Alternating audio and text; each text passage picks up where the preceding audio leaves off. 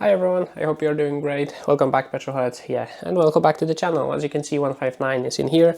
I was doing the timing belt on this car. There will be no video from that because there's so many videos on that on YouTube. You can find amazing videos explaining step by step. I think the best one is from the channel called Alfa Romeo No Problem. So there is a full explanation in our video how to do it.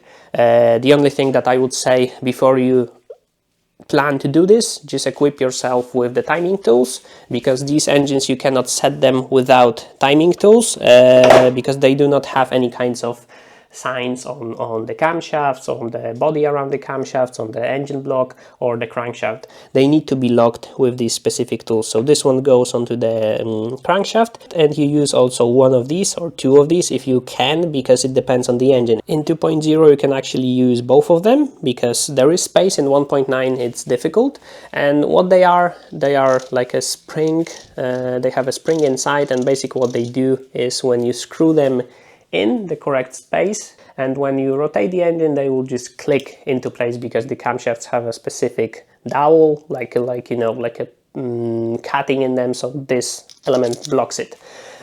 So as I've said, plenty of videos on that, so I will not bother you with that one. What's coming? I will be recording an oil service on this car, because soon, I don't know, 500 kilometers and it needs to have the oil change, so I will be doing that. Also, this car very much needs a polish. I don't know if you can see. I know it's dirty, but I can see it in this light that there's so many scratches and small things that I hate, and I think this color will look perfect when I do like a proper polish, cleaning, clay barring, polishing, and then ceramic coating. It will look perfecto. In other news, in positive news, I don't know if everyone have seen the post. I've officially clocked 200,000 kilometers on my 156, and because of that, I bought her a present. So those are the wheels that I bought. Those are Tora TI 17-inch wheels.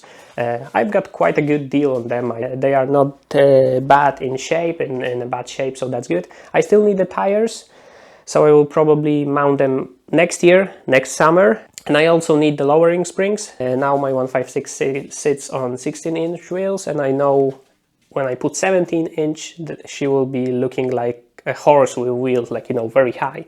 So lowering springs are the goal, and then if I have a money and possibility, I will buy the KW coilovers like V1 to just adjust the height and make it perfect.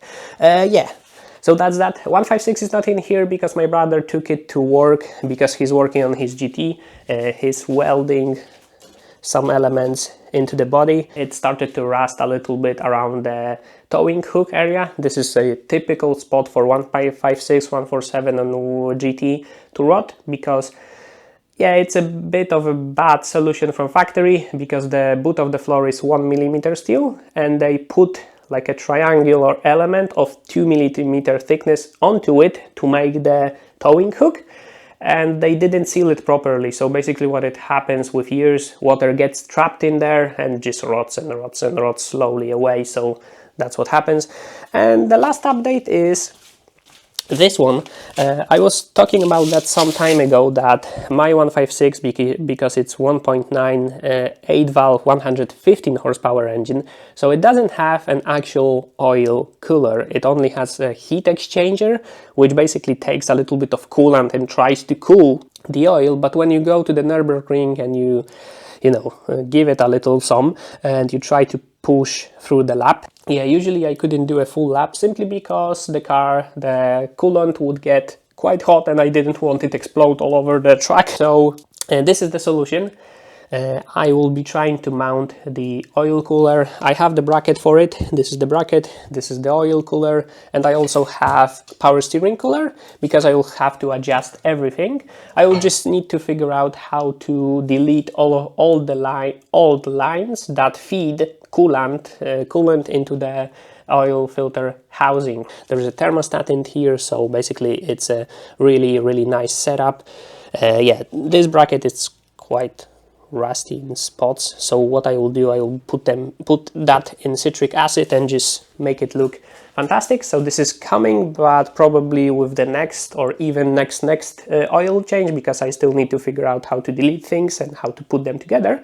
And then probably definitely I will be working on the rust repairs, because as you can see, I have prepared quite a lot of different solutions for that, because I need to remove the rear subframe and work on the strut towers, because there's quite a lot of rust forming in there. So this is something that is coming. I will record that. I'm not sure how much I will be able to show you, because I will be just sitting here in the wheel arch, right, and just working somewhere around here.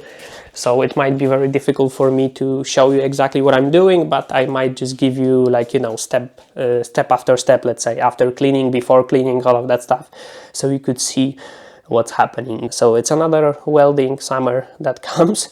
And I think that would be it from the update. Thank you guys for being here. Thank you for watching. Thank you for commenting. See you on the next one. Bye.